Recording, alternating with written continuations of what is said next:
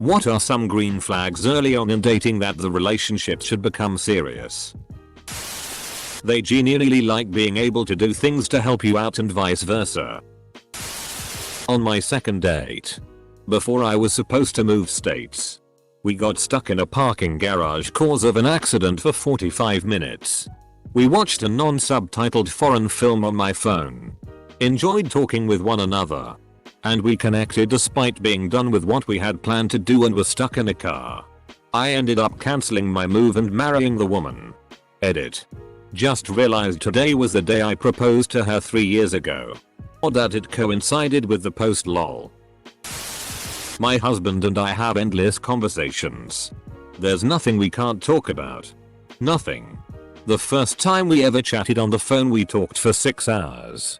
We've been together for 15 years and still talk every day. Several times a day. We love our breakfast time because we chat after eating and really enjoy each other's company.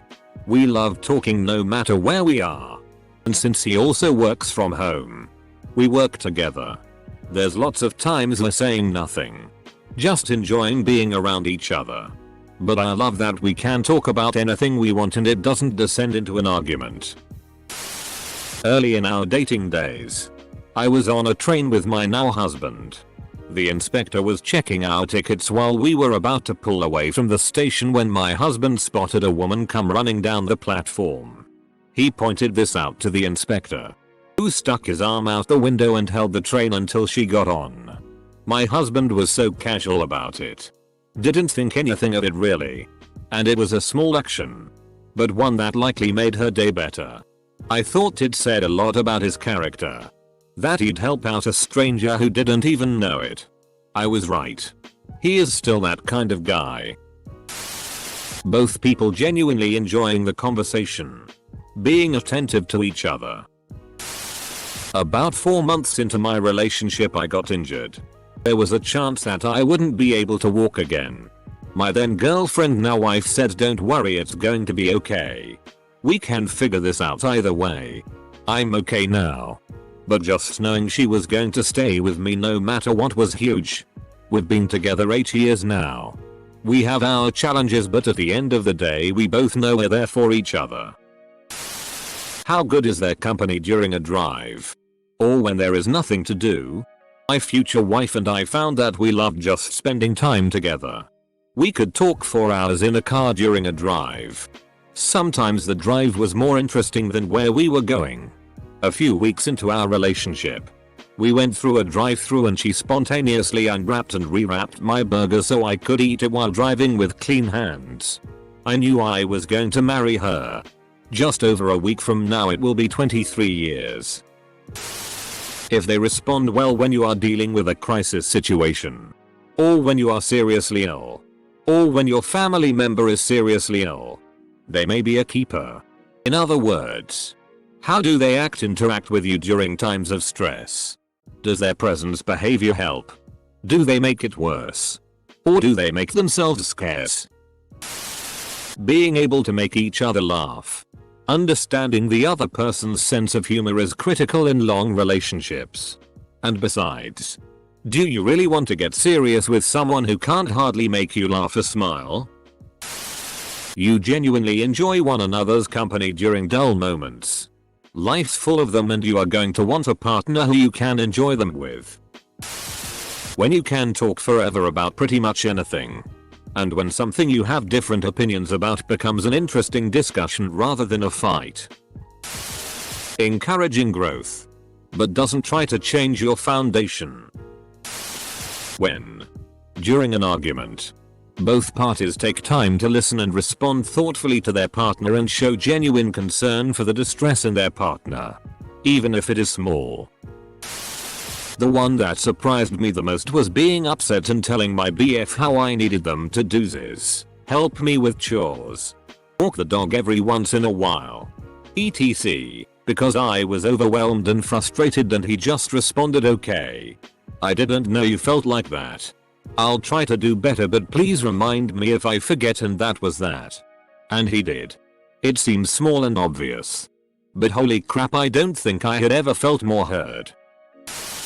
The ability to apologize.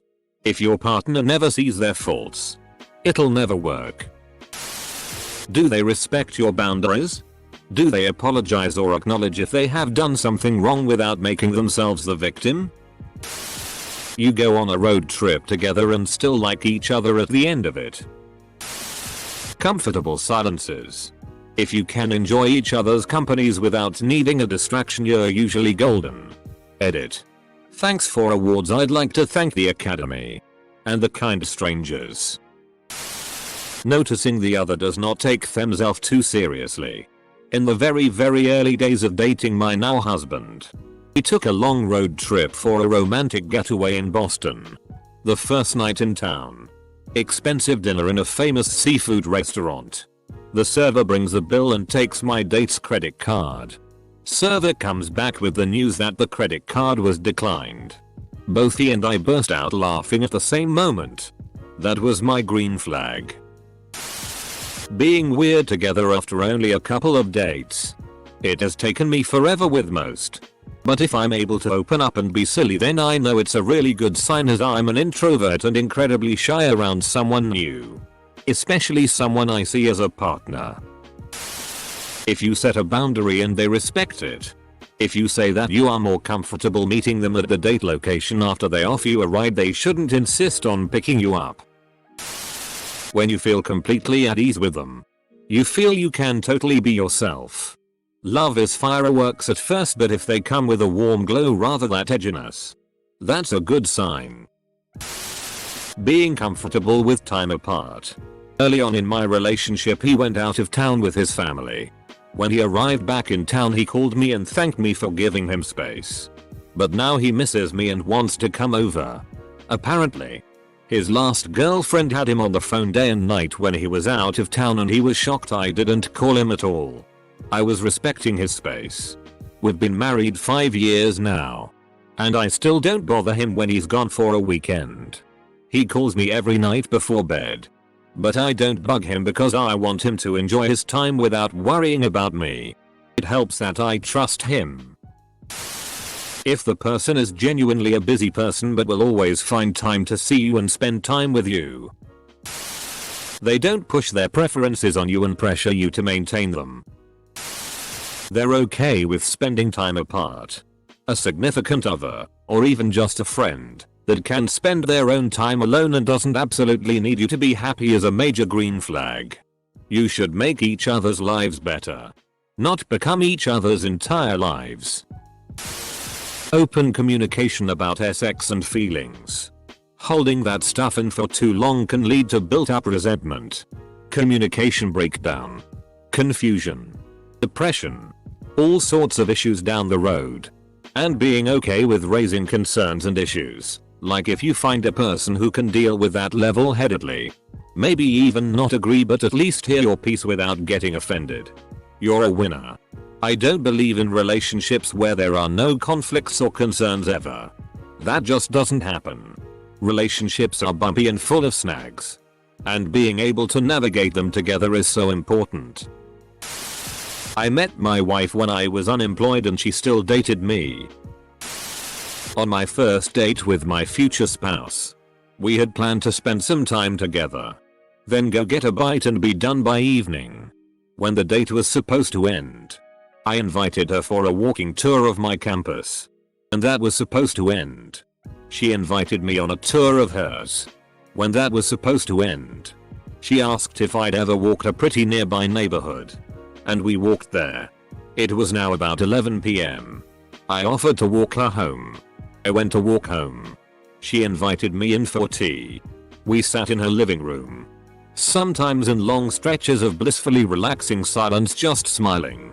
And I wasn't on my way home until 2 AM. 8 hours after the date was meant to have ended.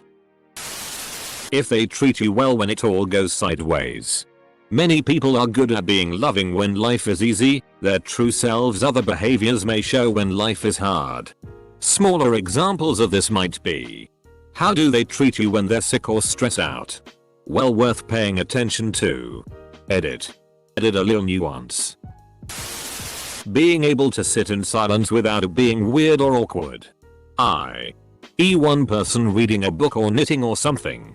other person on the computer or phone or something, etc. If you can be in each other's space while doing your own things and not be bothered by what the other is doing or that their attention isn't on you, and vice versa, I think that's a sign that you can be together but independent. This isn't limited to romantic relationships either. My husband and I backcountry camped on our second date. He was a pro, so I trusted him. Abzi says he was impressed at my willingness to be bold and do something adventurous. We spent several hours hiking into a spot with only conversation in the woods. We set up camp and cooked together. The feeling was peace. Just at peace to be with each other. Work as a team and comfortable with the quiet and fire. I knew he was the one that night. I always thought love at first sight would be a powerful rush or energy. Turns out it feels like coming home. When your soul feels at peace. That's a green flag, my friends. When you are around them, you feel like you're the best version of yourself, the person you want to be. But they shouldn't be changing you. It should be more like naturally bringing out your preferred version of your genuine self. This recently happened to my sister. She'd been chatting with this guy for a while and it was finally safe for them to meet in person. She went out with him and ended up eating something that didn't agree with her. Deep fried pickles are a never again food now. Apparently.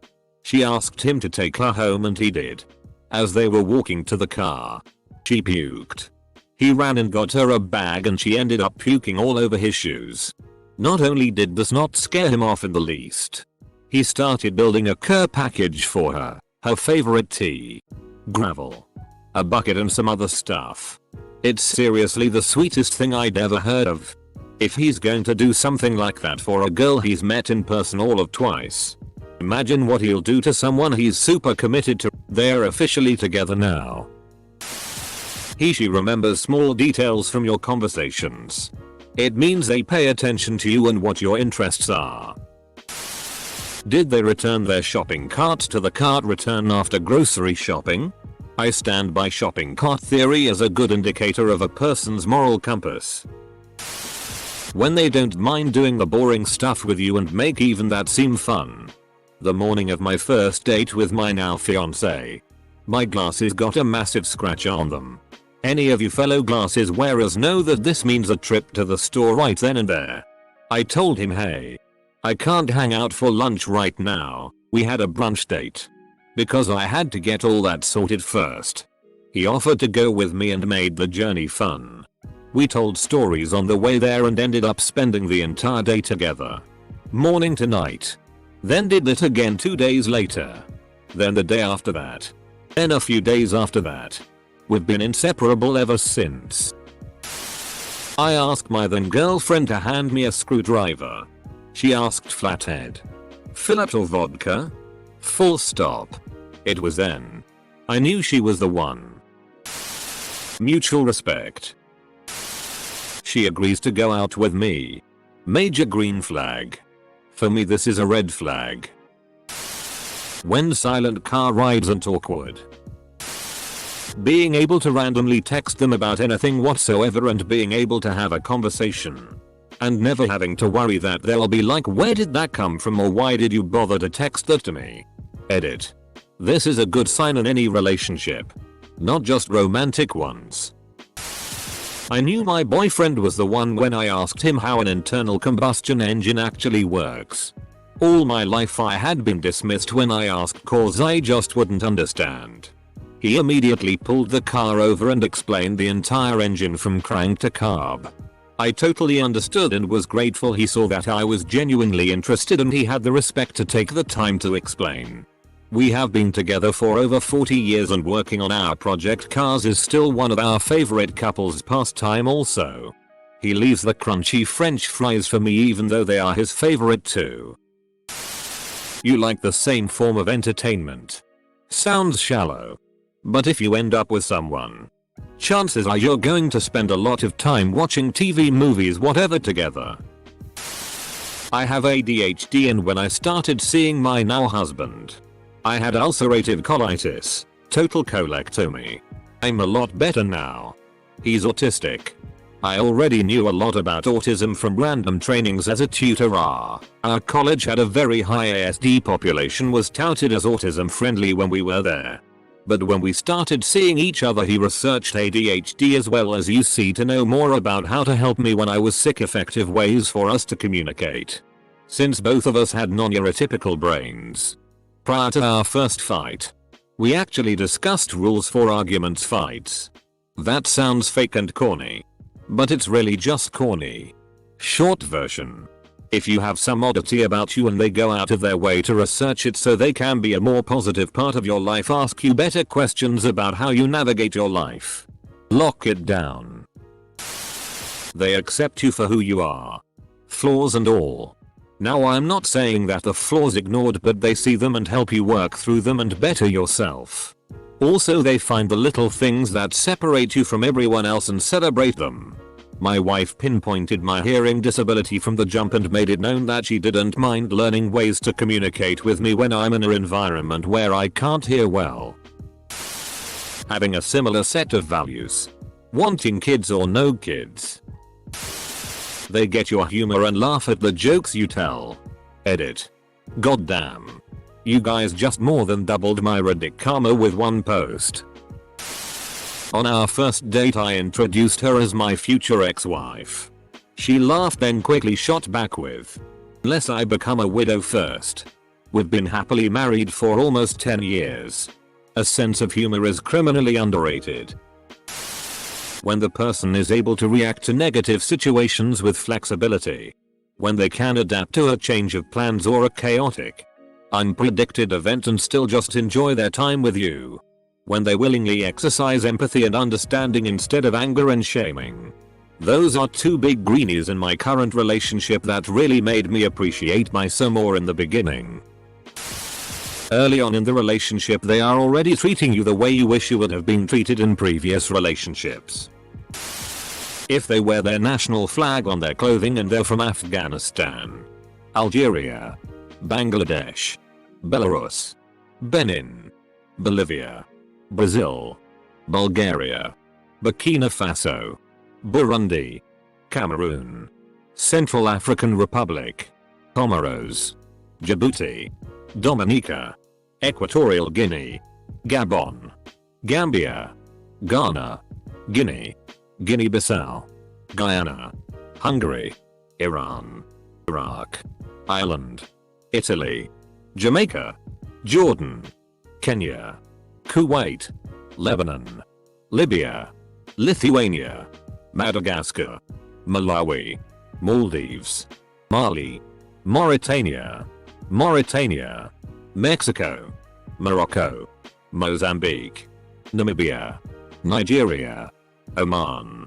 Pakistan, Portugal, Republic of the Congo, Rwanda, Saint Kitts and Nevis, Saint Vincent and the Grenadines, Sao Tome and Principe, Saudi Arabia, Senegal, Seychelles, Sierra Leone, Solomon Islands, South Africa, South Sudan, Sri Lanka, Sudan, Syria, Tanzania, United Arab Emirates, Uzbekistan, Vanuatu, Zambia, or Zimbabwe. It's at least a partial green flag.